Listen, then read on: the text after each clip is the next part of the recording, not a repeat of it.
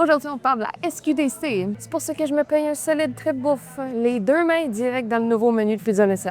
Mais c'est pas vrai, évidemment, j'ai jamais touché aux potes de ma vie. C'est juste que la semaine dernière, on a parlé de la SAQ puis vous m'avez dit « Hey, il se passe quoi avec la SQDC? » On peut commencer clairement en disant que l'alcool dans notre société est plus normalisé que le pot. Statistique, 63 % des Québécois de 15 ans et plus pensent qu'il est socialement acceptable de consommer du cannabis à l'occasion à des fins non médicales. Pour ce qui est de l'alcool, le chiffre monte à 85 %. Par contre, ce rapport de Santé Canada montre que même si les jeunes de 15 à 24 ans boivent moins d'alcool que l'ensemble de la population, ils consomment plus de cannabis. On parle de 48 % des jeunes qui en avaient pris dans la dernière année contre 32 % pour la population globale. Je vous rappelle que c'est légal ici seulement à partir de 21 ans, comparativement à l'alcool. Ce qui est intéressant à constater, c'est que depuis la légalisation du cannabis en 2018, on voit beaucoup de recherches, autant au fédéral, provincial, sur les conséquences que peut avoir la consommation de drogue. Mais c'est l'aspect financier qui vous titillait, à quel point la SQDC rapporte de l'argent à l'État.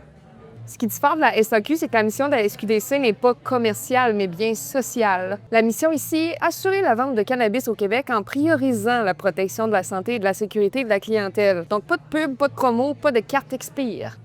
Est-ce que ça se reflète dans les résultats financiers?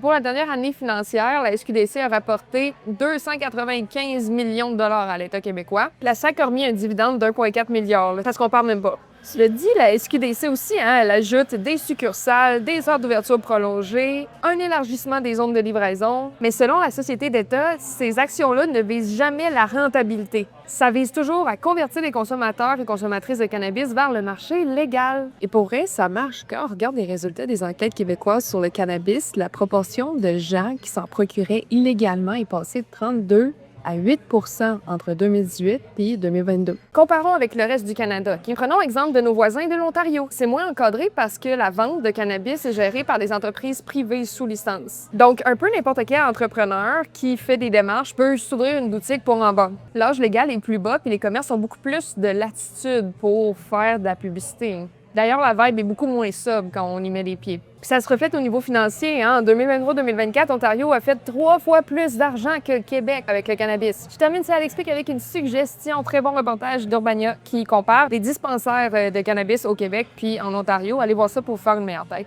Hey, sérieux, solide trip bourre. Sans avoir consommé, c'est encore mieux,